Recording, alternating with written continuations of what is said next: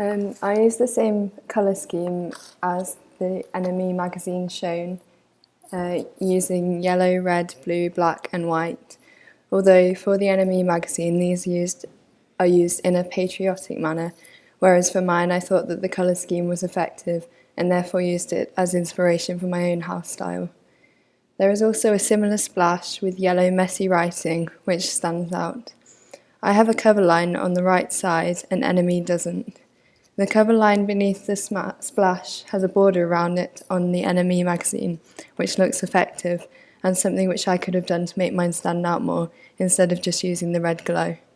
Both feature a footer cover line listing artists on NME and featured pages on my magazine.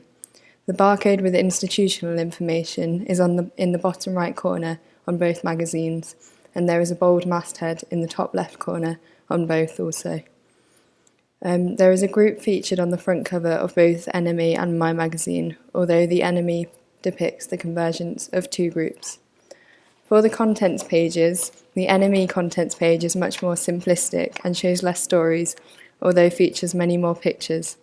Mine features a band index, which I think is important for the target audience who will be interested in discovering new bands. Mine is also separated into categories, making it easier for Fox thinkers to only read the category which appeals to them and to scan through. Both feature a bigger picture in the middle with a main story. My magazine shows all of the social media links in the bottom left corner. NME is a lot plainer in terms of colours. While it sticks to the house style colours, it doesn't use all of the colours featured on the front page. For instance, there is no blue or yellow.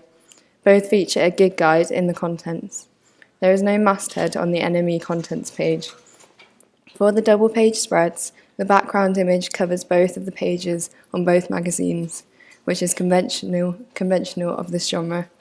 On the NME magazine, there is a plain background, so the text could go straight onto this background and simply be warped around the image, whereas the brick background on mine was too full to place onto any text on, so I had to use black boxes to place text in.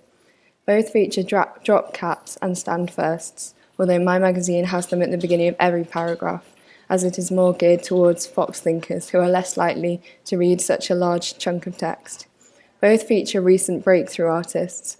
This kind of story is exciting to the reader.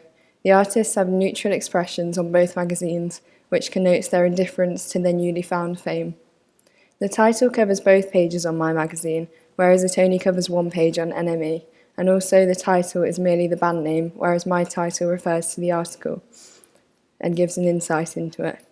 Both have a little side note indicating which band member is who in the bottom corners.